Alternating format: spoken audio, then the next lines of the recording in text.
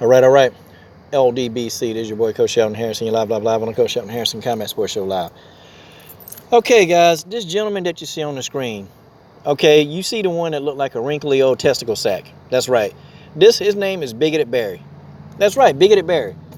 Bigoted Barry came out and said that, hey, these contracts are slave contracts and it's like having a slave trade. He said it in an interview. Bigoted Barry came out. He thought it was funny. And, of course, he was over there laughing with old dumb Dillian, okay? Dumb Dillian White. He was sitting there laughing with him, and Dillian White chumming it up. Dillian White is the epitome of a fool, okay? Dillian White is the epitome of a fool, okay? Let me crank my car for a minute. I'm going to move this thing back up into gear, okay? Let me put the coach's car back into gear while I talk about Bigoted Barry. So Dillian White, he's the epitome of a fool, okay? Tap dancing all the way through. And he thought it was funny that he thought that, oh, these are slave contracts. This is like the slave trade, But you're gonna have your non-black. They're gonna come to my channel. They're gonna say, you guys are race baiting. You guys are race baiting. He didn't mean it like that. He meant it in a term of business. And I gotta ask the average non-black, okay, and preferably white. How many times a day do you get people calling you racial comments? Monkeys, black tards, N-words. See, around here, we get that on a daily basis. We get it on a daily basis, and it's a consistent basis. You know why? Because people still, no matter what you say, people still look at the color of your skin, and they make an assumption, or they call you out your name because of the color of your skin. This is what they do. This is how they do things. This is what they always do, okay? It's not me, but this is how society is. This is what works. This is what's going on in society. So people like Bigoted Barry, they're talking code. They're always talking code. Y'all notice that? And see, the average dum-dum, they'll come to this video and say, man, that's not what it meant. He didn't mean any of that. You just exaggerating. You're too sensitive. No. And why is that people, let me pull this up. Why is it people always tell black people that they're sensitive when they call out race? Why they always tell black people that they're race baiting when you call out somebody for being racist? When you call out somebody's racist, attitude and racist behavior, we the victim. Like we're the problem. We're the issue. Like we the issue. But it's not the person that actually make the racial comments. You don't use slave trade. And then, other than that, he said it around black people. You can't even joke about slave contract, slave period. You can't joke about that. That's not something you joke about. But Bigoted Barry, the old wrinkled testicle sack face, that's what he chose to do. This is what he chose to do. And guess what? Because he chose to do that, well, now he catching heat. But you're going to have your Barry Hearn defenders. You're going to have a guy that's going to come, he's going to thumb down the video because he's racist too, just like his master Barry is. Okay? And they're going to do the exact same thing. They're going to do the same thing. They're going to say the same thing. They're going to do the same thing. It is what it is, okay? What's up?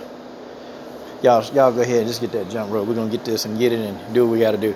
They're going to do the same thing. They're going to say the same thing. And that's just the way that is. That's just how that is, okay? So people like Bigoted Barry, they talk to you in code, and they laugh because they know that the average person, because he old school, man. See, they have to change it up. They got to change it up, man. And they got to try to put a disguise on. But really, they're putting the racism right here in your face. They putting it right here in your face. They showing you, hey, look, I am that. I am a big old racist. But you guys, you can't prove it anyway. You can't prove it. But see, Barry Hearn bit off too much. He got bold. He got cocky. And so he got bold and said, I'm going to just say it. And that's what he did. He said it. Okay, he said that. That's not even something you joke about. That's not something you play with. You don't even say it. But see, he chose to say it because Bigoted Barry, that's what he decided to do. He decided to do it because that's who he is. If that's in you, and if somebody asks you a question and you laugh, and see that stuff, he got that stuff on his mind. He got that stuff on his mind, okay? And he got slave contracts and slave trade on his mind, and that's who he is. Think about it, man. Think about it. Even Bob Arum got enough sense to not call his contract slave contracts. I think Bob knows it's a slave contract. But and then there's something. All these other people that they're going to defend this, right? They're going to defend all this. We know they are. These some of the same people, and we talking about in the fair and balanced boxing community.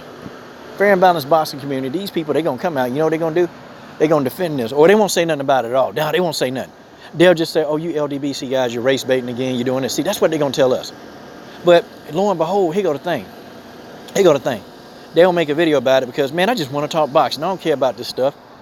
But even though that the issue of race in boxing is very heavy and it's actually making the sport of boxing toxic, it's all this racism. But they don't talk about it because they too good for that. They too mature for that. And it's amazing. But the average person in the fair and balanced boxing community or the average non-black, you know what? They don't experience racism like that. I'll probably say if you're black and Hispanic, you experience more racism on a day-to-day basis than probably any other nationality. And I'm not saying that to be, you know, like, I'm not saying that just to say it. I mean, it's true. It really is true. Y'all don't know what it's like every time you turn around, you're looking at comments, you know, N-word, black tar, monkey. Y'all don't get that every day. Go in society. You know, people don't follow y'all around stores. And, you know, and I'm talking to the average white person. You don't know what it's like to have racial comments said. So, of course, you're going to say you guys are complaining and whining. That's what y'all always do. But this is racist. Whether you like it or not, that's what it is. I mean, he couldn't even come up with another choice of words. This man is so bold. He put it right out there in y'all face. He put it right there. Hey, what y'all going to do with it? I'm telling you what I am. What y'all going to do with it? And ain't nobody going to believe you anyway if you call me out. Nobody's going to believe it. And guess what? I guarantee you, I'm going to let all the comments ride. But you guys are going to see what I'm talking about. Okay? You're going to see what I'm talking about. You're going to get some people that's triggered. You're going to get people that, man, you guys, yeah, you just complain so much about the same thing. It's not going to change anything. That's what it's going to be. But okay. So Bigoted Barry put it out there. Let's see how this plays out and how many people are going to really call this out. How many people besides the LDBC is going to call this out? I'm done.